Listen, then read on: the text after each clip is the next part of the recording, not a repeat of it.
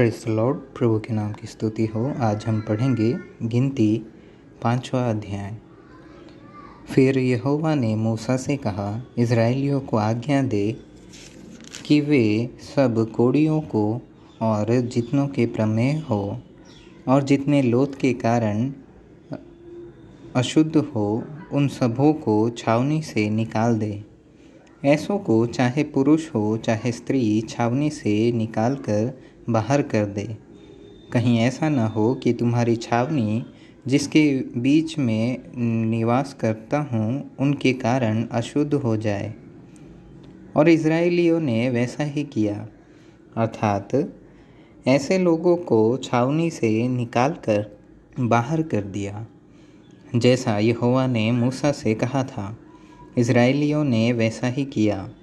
फिर यहोवा ने मूसा से कहा, इज़राइलियों से कह कि जब कोई पुरुष व स्त्री कोई ऐसा पाप करके जो लोग किया करते हैं यहोवा का विश्वासघात करे और वह प्राणी दोषी हो, तब वह अपना किया हुआ पाप मान ले और पूरे मूल में 5वां अंश बढ़ाकर अपने दोष के बदले में उसी को दे जिसके विषय दोषी हुआ हो।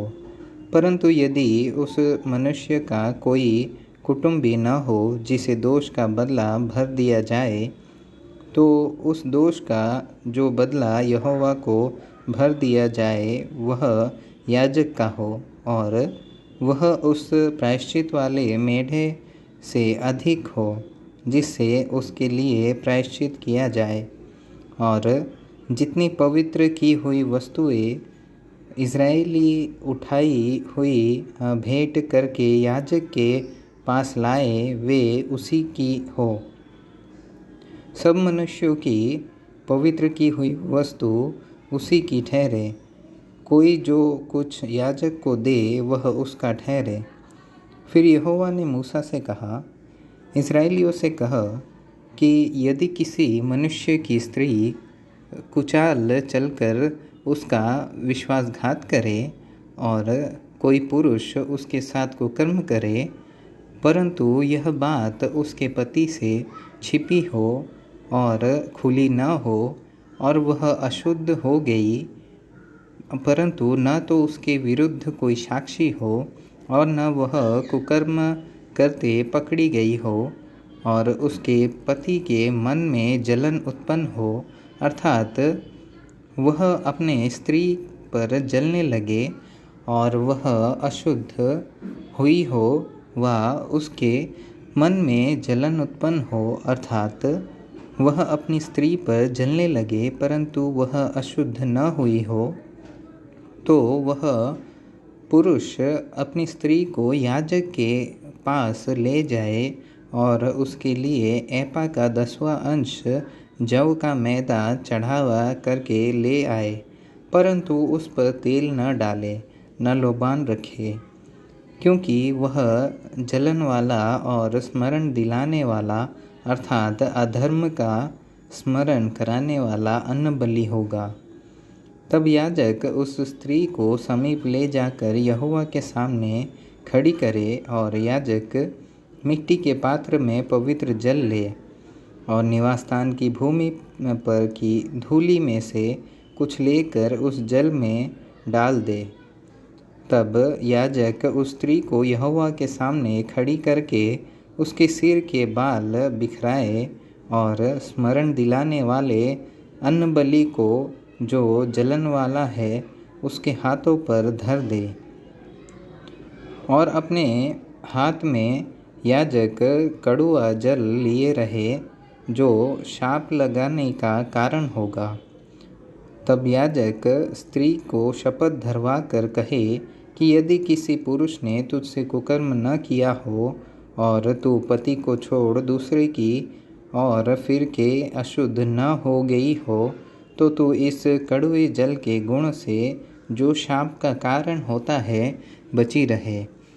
पर यदि तू अपने पति को छोड़ अपने दूसरे की और फिर के अशुद्ध हुई हो और तेरे पति को छोड़ किसी दूसरे पुरुष ने तुझे से प्रसन्न किया हो और याजक उसे शाप देने वाली शपथ धरा कर कहे, यहोवा तेरी जांघ सड़ाए और तेरा पेट फुलाए, और लोग तेरा नाम लेकर शाप और धिक्कार दिया करे। अर्थात वह जल जो शाप का कारण होता है तेरी आंतड़ियों में जाकर तेरे पेट को फुलाए और तेरी जांघ को सड़ा दे। तब वह स्त्री कहे, आमीन आमीन। तब याजक शाप के ये शब्द पुस्तक में लिखकर उस कड़वे जल से मिटा के उस स्त्री को वह कड़वा जल पिलाए जो शाप का कारण होता है, और वह जल जो शाप का कारण होगा उस स्त्री के पेट में जाकर कड़वा हो जाएगा। और याजक स्त्री के हाथ में से जलन वाले अन्नबलि को लेकर यहोवा के आगे हिलाकर वेदी के समीप पहुँचाए, और याजक उस अन्नबलि में से उसका स्मरण दिलाने वाला भाग अर्थात मुट्ठी भर लेकर वेदी पर जलाए, और उसके बाद स्त्री को वह जल पिलाए। और जब वह जल पिला चुके, तब यदि वह अशुद्ध हुई हो और उसके पति का विश्वासघात किया हो, तो वह जल जो शाप का कारण होता है उस स्त्री के पेट में जाकर कड़वा हो जाएगा, और उसका पेट फूलेगा और उसकी जांघ सड़ जाएगी, और उस स्त्री का नाम उसके लोगों के बीच श्रापित होगा। पर यदि वह स्त्री अशुद्ध न हुई हो और शुद्ध ही हो, तो वह निर्दोष ठहरेगी और गर्भिणी हो जाएगी। जलन की व्यवस्था यही है।